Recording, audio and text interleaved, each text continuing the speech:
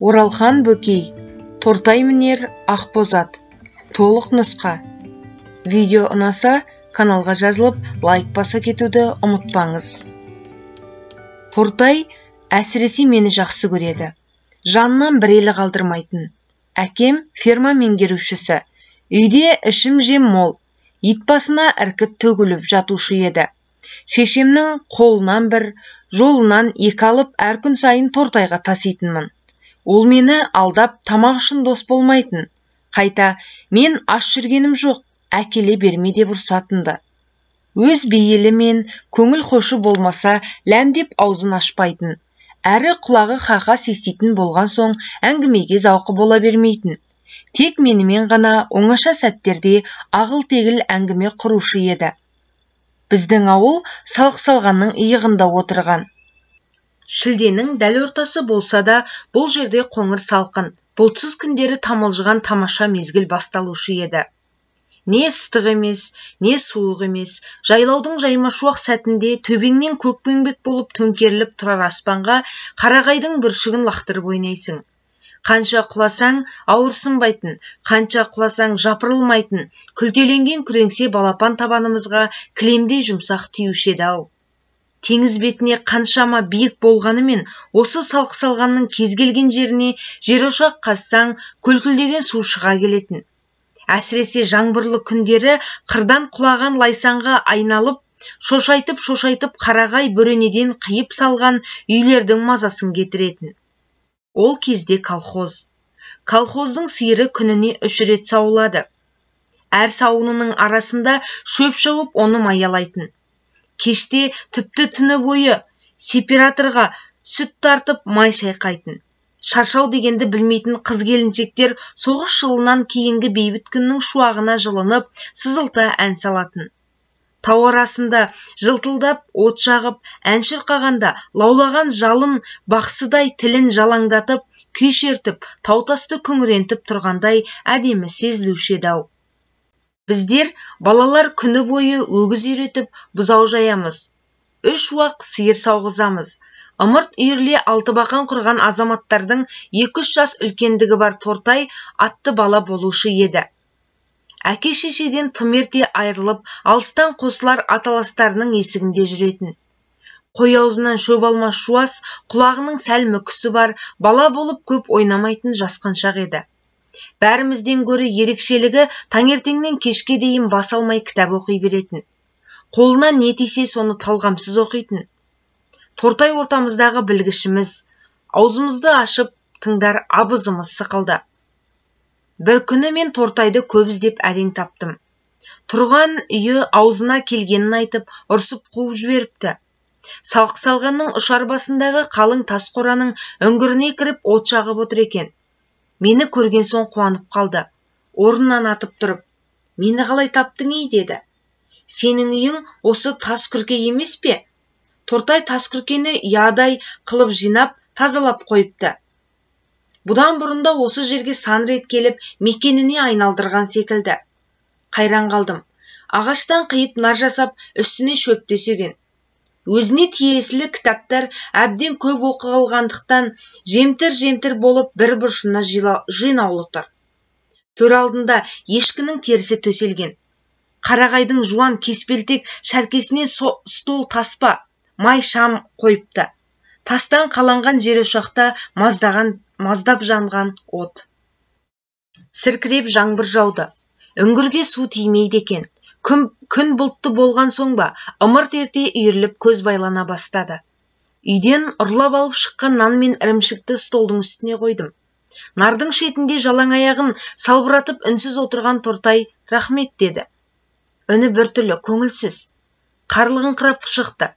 Ешкім жоқта жылаған секілді. Оттың сәулесі тиген көзі қызарып, домбығып тұр екен. "Әке-шешең іздеп жүрер, үйіңе қайт. Қорқсаң, мен сені шығарып салайын", деді Тортай. Әке-шешең деген сөзді қырсығып айтқандай болды. Ал әке-шешемнің тірі жер басып жүргеніне мен кінәлі емес едім. "Сенің жаныңа жата кетсем қайтеді", дедім оттың шаласын ысырып. "Қайтасың", деді мізбақпай. "Мен бүгін оны мүлдем танымай отырмын." "Қайтасың, әке-шешең менің басымды жарады. Жармайды, сен мені қума, дос емес пе едік? Ораза намаз тоқтықта ғана деген. Тоқ бала аш баламен ойнамайды деген. Мен жауап бере алмадым. Үндемеген қалпы мыңқиып отыра бердім. Тортай меңзең. Лаулаған отқа тесілген күйі күрсінді. Содан кейін нардан қарғып түсті де тас үңгірдің тесігінен сыртқа үңілді. Жауын ұзақ жауатын түрі бар. Төңірек тұтас алыпты. Қонғың келсе қона ғой, деді маған. Өзі тізесіне салып қу бұтақты сындырды да отқа тастады. Мен әкелген ірімшікті бір асап нарға қайта мінді. Содан соң аласталған алитет деген кітапты қолына алып, әрі-бері аударыстырды да ірге жаққа лақтырып жіберді. Жаңбыр толастар емес. Құлаққа тасқа тиіп тайғанап жатқан сыбдыр-сыбдыр үні естіледі. Күркіреп, сарқырамай ұрлана жауған нөсер. Қайдағы жайдағыны еске түсіріп, қиял дүниесіне жетелейді, немесе маужыратып ұйқыны келтіреді екен. Босағада отырғаның не? Деді Тортай. Бағанағында емес, көңілденейін депті. Кел жаныма, мен сені тым жақсы көремін. Бастықтың баласымын деп мұрныңды көкке көтермейсің, қарапайымсың. Тас ошақтағы оттың сәулесі қабырғаларға түсіп, қоңырқай тартады. Төбеде тесік барау деймін. Тырс-тырс тамшы тамады бір жерден. Біз ертекті ескі дүниеде отырғанда едік. Менің кеңсірігім ашып, бір түрлі жылағым келді. Тортай, дедім. Ау, деді. Әңгімені ертек айтшы.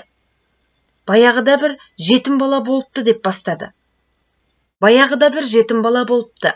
Ары қарай күңгір-күңгір, күбір-сыбыр ертекке айналды. Бүгінде менің есімде Тортай айтқан ертектің көбі қалмаған, тіпті сол арманшыл баланың өзін де ұмытқандай едім. Тек баяғыда бір жетім бала болыпты деп басталушы еді. Ал қалай аяқталатынын білмеймін. Мүлде есімде жоқ. Қалай аяқталушы еді?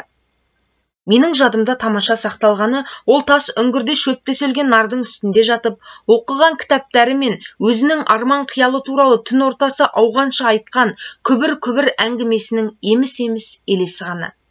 Мені жып-жылы қойнына алып, ағалық ақылын айтатын тым зеректігі бар. Бұл дүниеде мен пір тұтар, сырласар жалғыз-ақ нәрсем бар. Ол кітап дейтін. Әкем де, шешем де сол кітап. Кейбірін 2-3 қайтара жалықпай оқып шықтым. Жалғыздығың, жетімдігің, бәрі ұмытылып, басқа бір жұмақты өмірге сапар шеккендей боламын. Әттең, жағдай келсе оқуымды одан әрі жалғастырып, Алматыға аттанар едім. Шынымды айтайыншы, кітап жазып, жазушы болғым келеді. Ақжауын сіркіреп тұр. Тас ошақтағы от қоламталанып, үңгірдің ішіне қорқыныш ұялап қараңғылана бастады. Тортай әлі сөйлеп жатыр. Арман таусылар емес. Демі құлағымның түбіне жып-жылы болып сезілді. Ептеп қытықтайды. Мен үнсіз тыңдай беремін. Әлде тоңазығаннан, әлде қорқыныштан Тортайдың бауырына тығыла түсемін. Жайлаудың жадыраған ашық күндерінің бірінде Тортайға еріп, бұзау бағуға шықтым. Менікі еріккеннің ермегі сықылды еді. Тас шоқының шарбасына дейін бұзауларды өргізіп бардық та еркіне қоя бердік. Өйткені төртаяқты мал бұл жерден ұзап ешқайда кете алмайтын. Биіктеген сайын қалың барағы орман таусылып, таудың тас төбесі басталатын. Заңғар таудың төбесінде үнемі суық жел соғып тұратындықтан ағаш болмайды, және шөпте бойлап қалың өспейтін тақыр. Жазды күндері үнемі сезіміңді сергітер майда леп есіп тұрар еді. Ал шоқылар өркеш-өркеш болып, көк күмбезінен найзағайда керіп ұшпалана қол бұлғайтын. Қыздың жиған жүгіндей тай-тай, тең-тең жақпар тастың ара-арасынан тас сарымсақ өседі.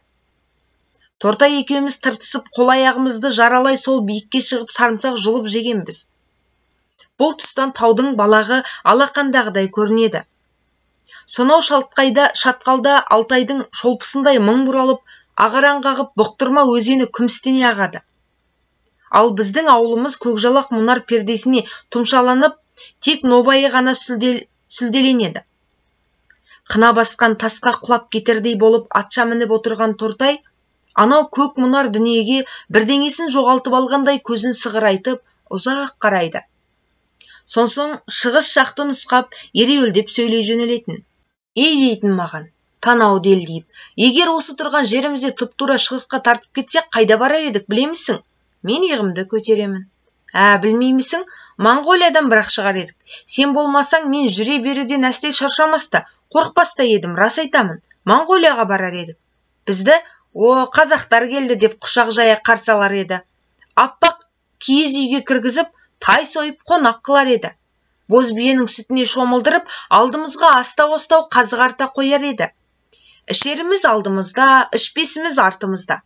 Қымызға қызыңқырап шән иіп жатқанда ақ отаудың есігін ептеп ашып, ай мен күндей қосару кірсе.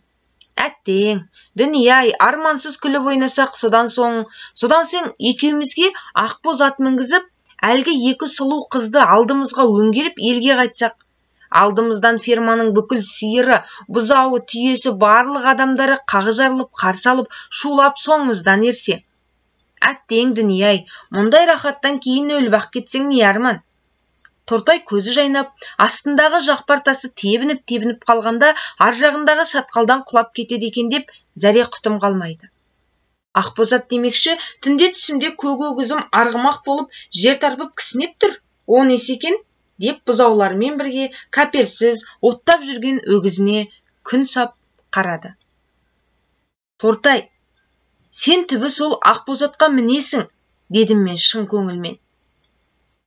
Қайдан, деді ол, тастан тасқа секіріп төменге түсіп бара жатып. Қайдан білейін, әкемнің марқұм тақымы Қотыртайға тимей кетіп еді. Қайдан білейін. Күз жақында фермадағы барлық бала жайлаудан ауылға, оқуға аттанғанда тау басында бұзау бағып, жападан жалғыз Тортай ғана қалған. Әрине, мен оны қимадым. Қиналдым. Өзіммен бірге ала кететін шамамның жоқтығына жыным келді. Кетерімде ол маған ең сүйікті кітабын сыйлап тұрып былай айтты. Мен үшін де оқы. Бәлкім, мен міне алмаған ақбоз атқа сен мінерсің. Сенің өз ақбоз атың бар емес пе? Жоқ, менің маңдайыма көк өгіз жазылған. Онда мен ақбоз атымды саған сыйға тартамын. Содан бері көп жылдар өтті. Мен Тортайды да ақбоз атты да әлде қашан ұмытқанмын. Бір рет ауылға барғанымда азаматтар сөз қылып отыр екен. Тортай үйленбек болып ішкері жақтан жуастау бір қызға сөйлеседі. Сонда қыз, жеке басыңды қорламаймын. Мен көндім, бірақ жаман жақсы болса да әке-шешем бар. Солардың ықыласынсыз кете алмаймын. Өзің алдарынан өтіп қайт деген екен. Сонда Тортай атына міне шауып қыздың үйіне барады.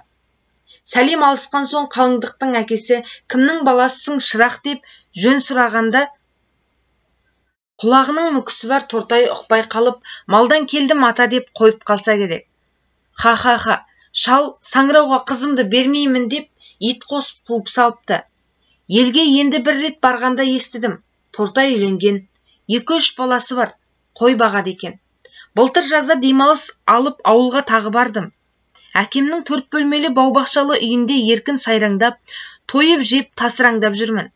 Шешем бәйек болып, нешесің, не жейсің құлыным, деп зыр жүгіріп. Түске жақын жұп-жұмсақ диван үстінде шалқамнан түсіп, серейіп газет оқып жатыр едім. Алдыңғы бөлменің есігі әндетіп ашылды да, әлдекім кіргендей болды. Көрші қолаңның бірі шығар деп аса мән бере қойғаным жоқ. Әйтеуір шешеммен сөйлесіп отырды. Әңгіме күңгірлеп еміс-еміс естіле берген соң, есіме баяғы бір қоңыр үн түсіп, еріксіз құлағымды түрдім. Келген Тортай екен. Тәте, айып етпесеңіз әншейін, Орашқа амандасайын деп өзім сынып келіп едім. Ол ұйықтап жатыр, деді шешем. Оятпай-ақ қоялық, төрге шық отыр. Жоқ, о не дегеніңіз, тәте, маған осы босаға да жетеді. Әншейін Ораш келді деген соң, амандасайын деп баяғыда бала кезде бірге өстік. Талай рет бұзау жайып едік. Енді міне ел таныған азамат болды. Айып етпесеңіз, мен қазір кетемін, тәте. Ораш келді деген соң, жалғыз ұлың ғой. Құдай қуат берсін. Бізді қойшы. Біз ондай үлкен кісілердің садағамыз ғой. Рахмет, тәте, тамақ ауыз тиейін. Осы құрғырды жақпаса да баз-базында ішіп қоятыным бар. Ал тәте, Орашың аман жүрсін. Атақ аспандай берсін. Қол қойдырып алайын деп, мына бір кітабын қойныма тығып келіп едім. Тағы да соғармын. Малдан қол тие бермейді. Қыстай жемдеген торы атты управляющий алып қойған. Тәте, мың салса баспайтын тағы бір трақысын берді. Саған осы да жетеді. Торы атты озат шопан мінет дейді. Ал кеттім. Рахмет тәте. Келді кетті деп сөйге жамандамаңыз әншейін. Ораш келді деген соң үлкен кісі ғой. Бірге өскен, сәлем берейін деп. Мен келді деп тіпті айтпаңыз тәте. Ят болар. Ал сау болыңыз, рахмет. Итіңдеп баяғы өзіңіз білетін салық салғанға жеткенше түн ортасы болар. Өзіңіз білесіз. Салық салған алыс, өте алыс. Моңғолияның бер жағында. Мен сұлап жатқан орнымнан белім кеткендей тұра алмадым. Шынымды айтсам, ұялдым. Тортайдан ұялдым. Батылым бармады. Бет-жүзім шыдамады. Сонда ғана менің есіме баяғыда бір жетім бала болыпты деп басталатын ертектің қалай аяқталары оралды. Осылай аяқталады екен ғой, осылай. Тортай мінер Ақбозат. Менің тақымымда кеткендей еді. Иесіне қайтаруға кешеді.